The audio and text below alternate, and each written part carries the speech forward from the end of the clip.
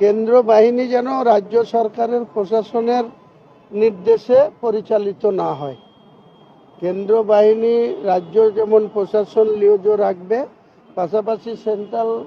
বাহিনীর যারা আধিকারিক রয়েছেন, কমান্ড্যান্ট রয়েছেন, কর্নেল রয়েছেন, তারা যাতে সরাসরি এই ল অ্যান্ড অর্ডারের বিষয়গুলো বা কাউকে যাতে কেউ থ্রেড করতে না পারে, ধমকি না দিতে পারে, বুথ দখল করতে না পারে, সেটা রাজ্য পুলিশের উপরে নির্ভরশীল থাকলে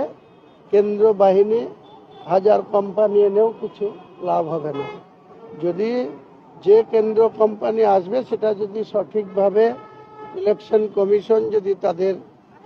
বুথ সুরক্ষার জন্য বা সাধারণ মানুষের ভোটারদের নিরাপত্তা নিশ্চিত করতে পারে, তাহলে মানুষ নির্বিঘ্নে নিশ্চিন্তে তাদের পছন্দের প্রার্থীকে ভোট দিতে পারবে। মুখ্যমন্ত্রী